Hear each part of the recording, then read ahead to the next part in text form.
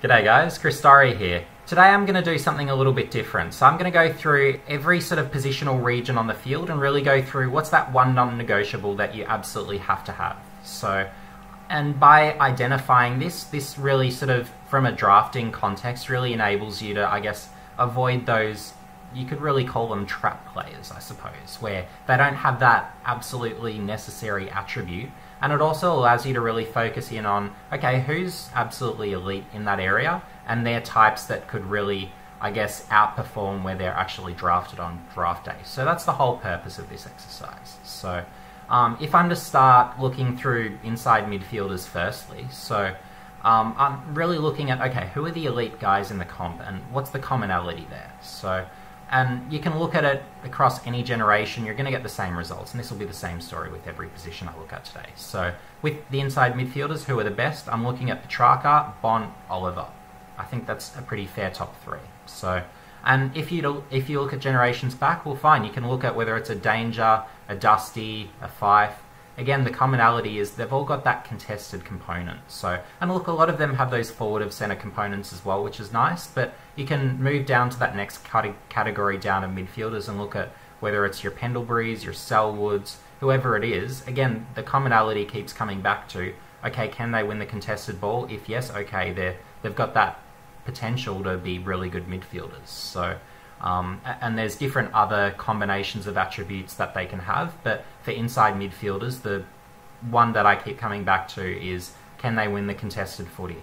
Because if you look back through drafts past, the midfielders that have outperformed where they've been drafted have been those with the high-end contested capabilities. And if you look at those midfielders that, whether it's mid-draft, late draft, that have really come on and far exceeded their draft position, again, the commonality there is so often that they've got that really high-end contested capability. If you're an inside midfielder and you've got that contested capability plus something else, whatever that something else might be, then you can really be a very, very good footballer. And I guess the thing that draft watchers will need to be mindful of in the context of this year is a Finn Callaghan, where he doesn't necessarily have that contested side down to his game yet. So there is a component for me of sort of, I guess, taking that into consideration. But if he does happen to develop that, then he can be an absolute machine and monster at the next level. He'd be one where I guess you do keep mindful of that, but then you can look at, okay, who's pick one? You can look at a Jason Horne-Francis, and of course he's got that high-end contested capability. But to use this theory and apply it practically to look at, okay, who's a name that later in the draft could be had, or mid-draft for that matter, I'd be looking at an Angus Sheldrick, where he actually led the under-19 champs for contested possessions. And when you're a high-end contested possession winner, I find that really sort of, you feel the impact in game with a lot of those types, and you can really feel that impact, that influence from a Sheldrick every time he when he gets on the field. So that's really, I guess, the key there that I'd be very mindful of and I'd give a lot of consideration to. So someone like a Sheldrick, I'm really very high on, and I rate a lot higher than I'm sure a lot of other draft observers would, as a result of, I guess, having that much higher weighting towards those that are high-end contested ball winners. And with a Sheldrick, it's not like he can just win his own ball. He's got that burst of speed as well. So you've got those weapons, very strong. He can get forward to centre, hit the scoreboard. So if you've got that contested ball winning plus, then absolute bonus territory. But again, you want that contested ball winning, because if you look at, okay, who are those early draft fails? So you could look at an O'Rourke. Well, why wasn't he as successful as he could have been? Well, he didn't have that contested ball winning. And you look through those other, I guess you could call them early draft midfield fails, and again, it's the same story. What didn't they necessarily have on a high level? It's that contested side. So you really want those high-end contested possession winners. To move the focus over to the rucks, I'd be looking at, again, same sort of way of approaching it. Who are those ruckmen who are the absolute greats in the competition? For me, that's pretty simply, you've got Max Gawn, you've got Nick Nat, you've got Brodie Grundy. What's the commonality? They're all incredible contested ball winners, every one of them. Yeah, they can get hit-outs, that's fine, but getting hit-outs isn't what makes a ruckman great. because you can be a Grundy and not hit them to advantage, and it's not really helping your midfield. But what does help your midfield is being able to, again, win the contested ball. So, and again, you can look at generations past, who are the great rucks. So you can look at a Mumford. Well, his impact was absolutely huge. So it doesn't matter who it is. You can look at a Dean Cox, who stylistically, he was aerobically incredible. But again, he could win his own ball. Aaron Sandilands, high-end contested possession winner. Same with a Todd Goldstein. Doesn't matter who the ruckman is. That one non-negotiable for me would be they can win their own ball. So, and be that really capable contested ball winner. If they don't have that contested side, and that is inclusive of being able to follow up after the ruck contests, well, they're not going to be a great ruck ultimately. Regardless of what other weapons or tools they've got in their toolkit, it's just not going to work for them. So, in terms of outside midfielders, the absolute number one key for me is what's their endurance like. So, and I guess you could almost say in combination with that, they also need to be able to find the footy. So, because you can have elite endurance runners such as let's say a Will Hoskin-Elliott, who was actually an elite both speed and endurance runner, but he just hasn't had that capability to find the ball. So it's really looking at, okay, who are those elite endurance runners that can find the footy? That's fundamentally the thing that you want to be finding from outside midfielders. So, and for me, with outside midfielders as well, I think there's so many ways to play the position and play it well. So you could be a Nick Riewoldt or Matthew Richardson on the wing, and you could be that still high-end aerobic athlete. So again, we've got that aerobic, that endurance athlete, but they've got that contested marking on an incredible level, and they can go forward of centre and hit the scoreboard. So you can have that style, or you can have your skillful types, whether it's your Lockie Whitfield, Andrew Gaff. Well, again, incredible endurance, but they've got the skills. Or you can look at a Bailey Smith this year with how he's impacted games. He's been phenomenal. Or going back further, you can look at maybe it's a Goddard potentially when he plays up on a wing. So you've got all those sorts of names where, again, aerobically, they've got that and they can also find the footy. So you want that, and then look, if they've got additional weapons, superb. Because, again, you really want that with a weapon. So it's a bit like those inside midfielders. If you only win the contested ball, look, it does limit you a bit. But if you've got that with a weapon, or a secondary weapon, whatever that is, then absolutely, that can really make you as a footballer. So moving the focus now to defence. So if I'm to look at key defenders, again, I'm going to keep following the same process. Who are the best key defenders? So I think a McGovern, looking at what he's done over quite a long time now, just being that absolute incredible intercept mark. It's really all about that intercept marking, intercept possessions, contested marking. So it's really, I guess you could just put it in the category of intercepting. That really makes a key defender great. And as you'd see with a McGovern, well, he's not a great athlete. You don't have to be a great athlete to be a key defender. It's really about, can you intercept to a high level? And if you've got those, if you're that strong contested mark, you read the game well. That's why, for those who have followed me for a number of years, I so often talk about all these key forwards that have the capability to switch into defence and become really great key defenders. So it's really just looking at, okay, do they have that intercept marking, contested marking? Do they read it well? If they do, fantastic. They can make a good key defender. And again, you're looking there for bonuses after that, where if they've got those one-on-one capabilities, fantastic. That's really going to go a long way. So, and if they can rebound, again, bonus, but not a non-negotiable. So, and one of my pet peeves with key defenders is there's a perception you have to be able to be a high-level defender. I don't consider that at all to be the key thing that you need. Really, the most important function of a key defender today is to be an absolute elite interceptor.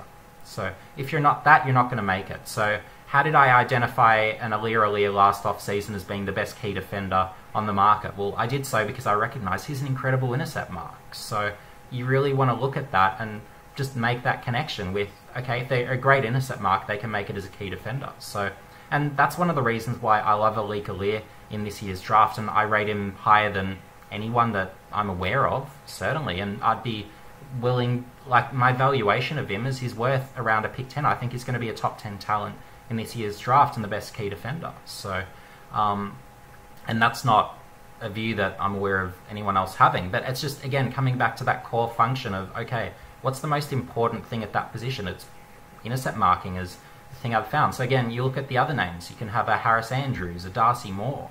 Doesn't matter who the name is.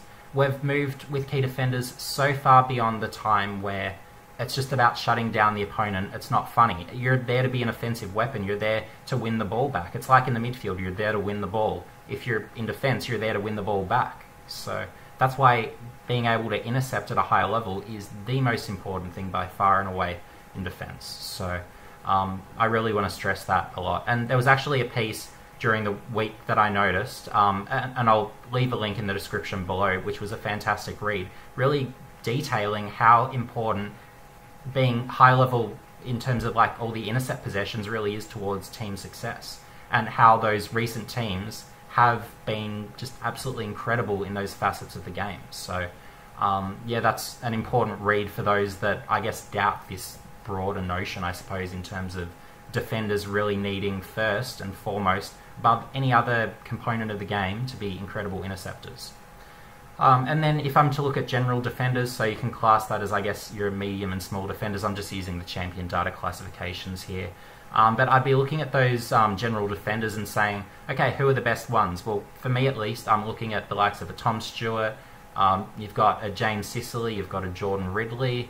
Shannon Hearn's still fantastic as well. So again, what's the commonality there? So you could probably pick up a few different things, but for me, what those guys do better than any other general defenders, just about, and there'd be a few others in this category that would be just as strong, and as a result, I really rate highly as general defenders, but it's that they get the high-end intercept possessions. So a lot of people would say, oh, if you're a general defender, you need to be a rebounder first. Well, for me, look, it's great if you can rebound and add those components. Absolute value add, you want that as well, but as again, the absolute number one non-negotiable is you want to be high-end at those intercept possessions. So if I'm to draw a line and say this is a number where if you're below this number, you're no good as a general defender, I'd be saying you need at least 4 intercept possessions per game as that absolute bare bones minimum. And if you're getting into the higher territory where it's more like what you see from key defenders, that's when you've got a really good general defender. So really want to stress that point, really. And I'm happy to go through the names with anyone to go through, okay, who are the best players in any position in this generation and really what's required to win with. But yeah, then moving the focus onto the forwards, what I'm looking at both with key forwards and general forwards is the one non-negotiable, and there's so many ways and styles to play the game where you can look at the best key forwards. You're looking at probably, if Buddy's healthy, he's up there. You've got a Tom Hawkins. Taylor Walker was phenomenal in the first half of this year.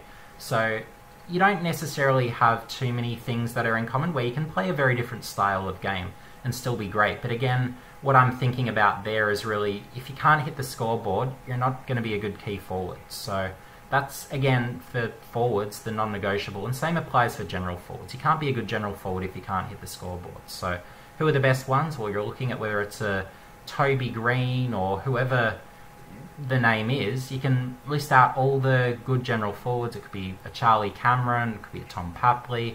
I'm just giving you names off the top of my head where all the really good general forwards can hit the scoreboard.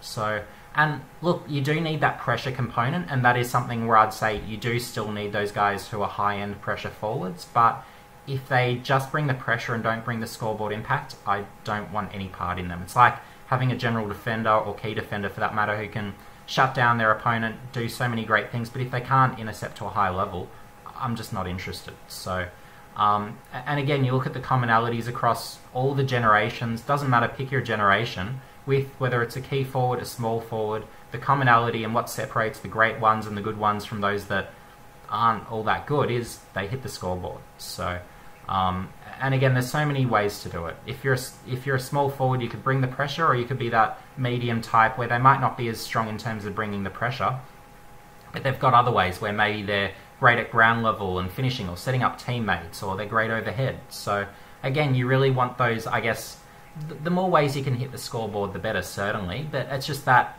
you really want to make sure you can get guys who bring that scoreboard impact. So, and those that I find maybe only have one way of hitting the scoreboard, so maybe it's, say, your big body, strong marking forwards, you can have big key defenders at AFL level that can just take them out of games where they don't have a diverse enough way of hitting the scoreboard and translating their game up. So if that's the case, you put them in defence, because guess what? If they're a strong body, if they can read the game and they can take a good contested grab, well, chances are they're probably going to be able to translate to be really good interceptors. So that's a really important consideration when you're assessing junior talent there. Thanks for watching, guys, and if you enjoyed this video, make sure you give it a like, subscribe and hit the notification bell for future updates, and in the comment section below, if you have some different views, let me know what are some absolute necessities in a particular position that really are absolutely required, and really that number one, because ultimately you want to start with, okay, what's that number one most important thing, and then you can move down the list from there. That's something where I'm trying to integrate that more and more into the way I approach the draft, just as a way to, I guess, maximize the odds of hitting rather than missing. Just because, again, if you look through the draft, you can see all these commonalities of, oh, a midfielder doesn't have that ability to win their own ball. They're often the ones that don't succeed early draft. Or you can look at the key defenders that don't have those intercept marking capabilities. Well, they're the ones that don't necessarily do as well. Or the key forwards that can't hit the scoreboard at a sufficient rate. Well, they're the ones that probably have to be moved back into defence to see if you can make something of them. So these sort of discussions are ones that really sort of, I guess, simulate my interests. So I'd be really interested in some engagement and some people's thoughts. But anyway, guys, see you in the next video.